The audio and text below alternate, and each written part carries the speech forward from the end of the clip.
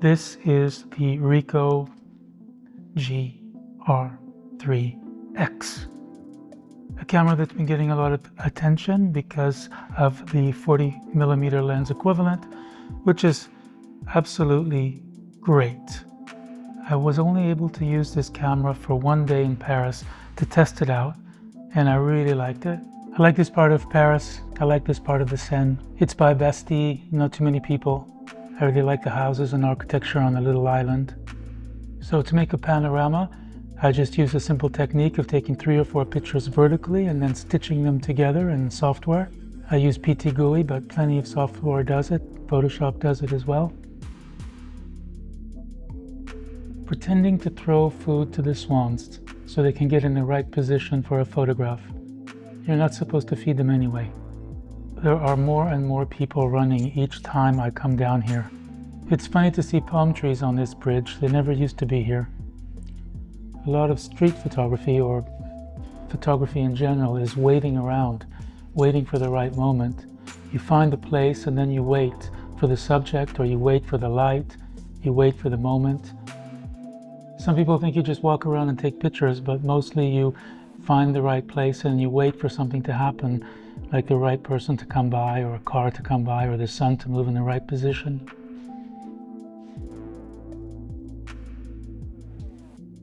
This is a classic spot to take pictures. It's on the Pont des Arts, and in the morning you always have the joggers coming, and the sun that rises behind Notre Dame makes a beautiful backlight.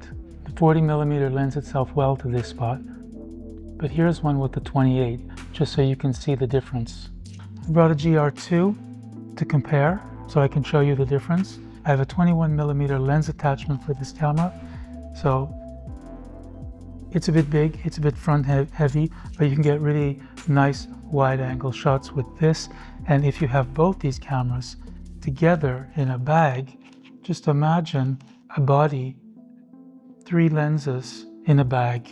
It's quite cumbersome. Here, it's nothing. This, you can have one in each pocket. You don't even need a bag. I like to have a little viewer, especially when I'm in strong sun, when backlight and the sun is in my face. This is quite handy. But I have to say one thing, is that when you're taking pictures of people and you're doing this, and you're looking at the back of a screen, you don't look like a professional photographer, which is very good because people are less intimidated. So I like to try to make a face that really shows that I don't know what I'm doing. Something like this. I squint my eyes and move, I pretend to play with the buttons so they think that I can't see well and I'm just looking for a menu setting. And in fact, I take their picture. I just move the camera over and I compose and shoot. It's a very good way to not get in trouble. It's a very good way to not have trouble with people who think you're taking their picture. Well, you are taking their picture, but that's part of the game.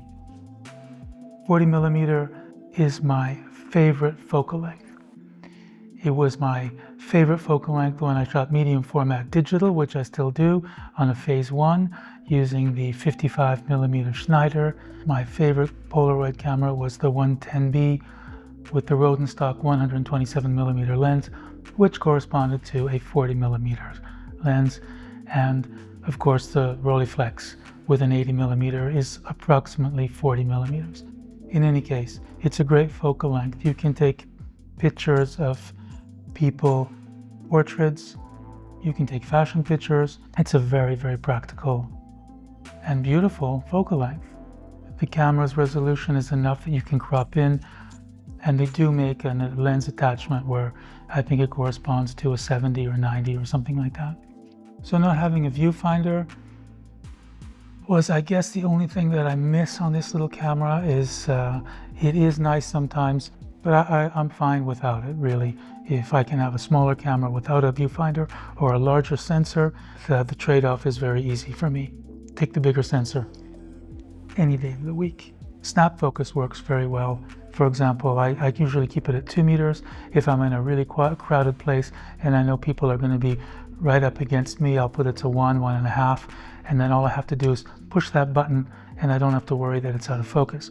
Otherwise, I just press, let the camera focus, and shoot. It generally works pretty fast. This one, compared to the GR2, has a tap to focus screen. So that does make things easy when you compose your shot and you want to have the focus down at the bottom of the screen. You just push your little thumb, or your big thumb, and focus onto that zone. This menu has a lot of customization. I don't really use much of it. Basically, I set it to DNG RAW, and I do all my color or black and white looks and grading in software. I use Capture One. Other people prefer Lightroom, or they just don't have Capture One. I hear people discussing about looks, film simulations. Why would you want to apply a film simulation and not treat each picture individually like a work of art that it is? I mean, that's why you got this camera. I can never imagine giving my negatives to a printer and saying, here, I want everything printed a little bit cyan with a extra contrast, and 12 prints come out exactly the same. I want to be there. I want to see every single print come out, and I want to ask the printer, can you please bring up the highlights a little bit? I would like some more contrast, or bring up the shadows, or can I have it warmer, please? I do not want a pre-assigned look. I do not like to use LUTs. I do not like to use film simulations so that all my pictures look the same and that's baked into a JPEG. I like just to have a raw file and do the work myself. That's half of the fun. And I think this is a camera for photographers, for professional photographers and advanced amateurs.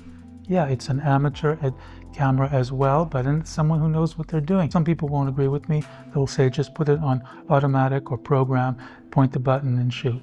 You can do that too. The settings I like to use are just setting my shutter speed, my aperture, and using an auto ISO with a limit on the high and the low end, and then using a EV plus or minus set to the wheel. So if it's backlit, I can quickly adjust. That generally works pretty fast. Which one would I buy? Well, I would buy this one. It's got a 40mm lens, and I said that's my favorite focal length, and it remains my favorite focal length. But which should you buy? You should buy both. I think I'm going to have to buy this one. There's a very simple formula to know if you need a new camera. It's n plus 1 equals x, n being the number of cameras you have, x being the number of cameras you need. I hope you subscribe because it's nice to build a community.